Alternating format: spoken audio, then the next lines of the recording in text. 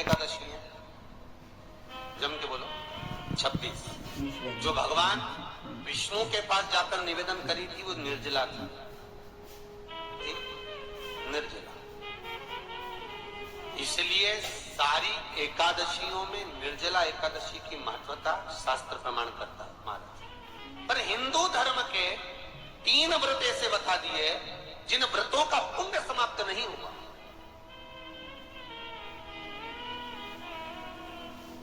हिंदू धर्म के 3 व्रत ऐसे हो गए जिनका पुण्य समाप्त नहीं हुआ महाराज। क्यों?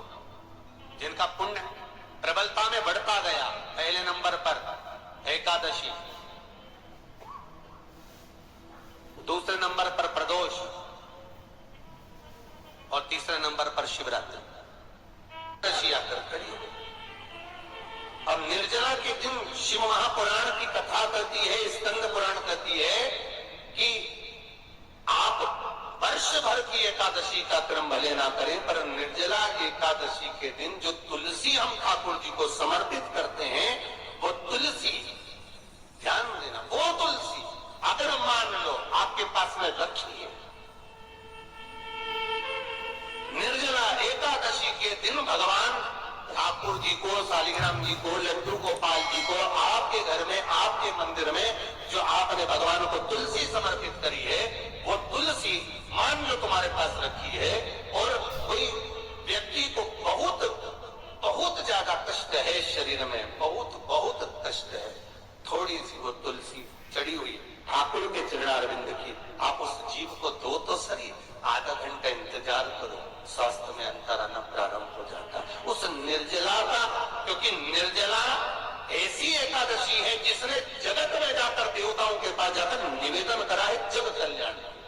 जितनी माताएं एकादशी का व्रत करती, बहुत ध्यान से सुनना आज की कथा हो, शायद जिंदगी में मिली ना मिली, पर ये कथा का रिश्ता तो बहुत ध्यान से सुनना। स्कंद पुराण यहां तक कहती है कि इस कथा के चरित्र को जो श्रवण कर लेता है उसको 26 एकादशी करना भी नहीं पड़ती। इस एकादशी की केवल ये कथा सुनकर ही वो तर जाता है।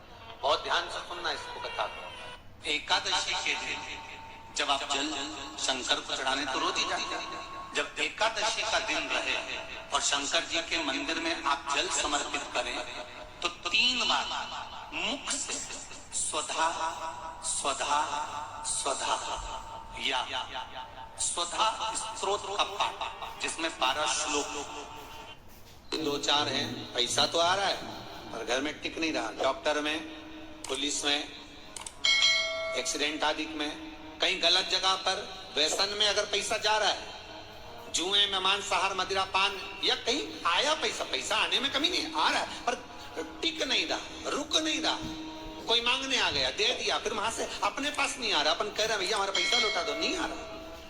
तो महाराज शिव महापुराण की कथा कहती है एकादशी के दिन गंगा के जल में मात्र 7 बेलपत्री डालकर जो नंदीश्वर भगवान अर्थात जो शंकर जी के शिवलिंग के सामने नंदी होता है, उस नंदी श्री शिवाय नमस्तुभ्यम, हर हर महादेव। पूज्य प्रदीप मिश्रा जी ने एकादशी के बहुत ही अच्छे उपाय बताए हैं। प्लीज़ वीडियो को लास्ट तक देखिए और बने रहिए। लाइक, कमेंट और सब्सक्राइबर अवश्य कीजिए। मेरा चैनल है धार्मिक वीडियो।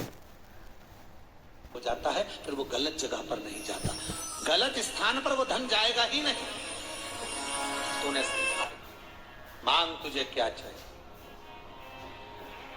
एकादशी ने भगवान विष्णु से कहा, नाथ प्रभु वर दे दो, लोक में जो मनुष्य मेरा व्रत करेगा, चाहे जलचर, थलचर, वायुचर या सांसारिक मनुष्य, मेरा अगर एकादशी का व्रत करेगा प्रभु, उसके यहाँ धन धान्य वैभव सुख संपदा बढ़ेगी और उस जीवात्मा को नहीं भोगना पड़ेगा, सीधे वैकुंठ का उसको वास मिलेगा।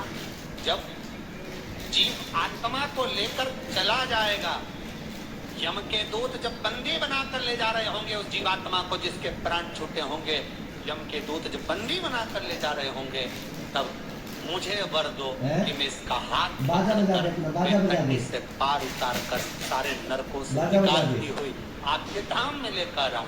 भगवान हैं? ने वर दे दिया तथा ए! हे एकादशी सुनो, मृत्यु लोक का मनुष्य श्री शिवाय नमस्तुभ्यम। हर हर महादेव। पूज्य प्रदीप मिश्रा जी ने एकादशी के बहुत ही अच्छे उपाय बताए हैं। पूज्य प्रदीप मिश्रा जी ने बताया कि एकादशी के दिन गंगा के जल में 1 रुपया रखकर अगर हम वो रुपया अपने साथ लेकर कहीं जाते हैं तो हमारे घर के सभी बिगड़े हुए काम बनते हैं। अगर आपको वीडियो अच्छी लगी तो प्लीज़ लाइक कमेंट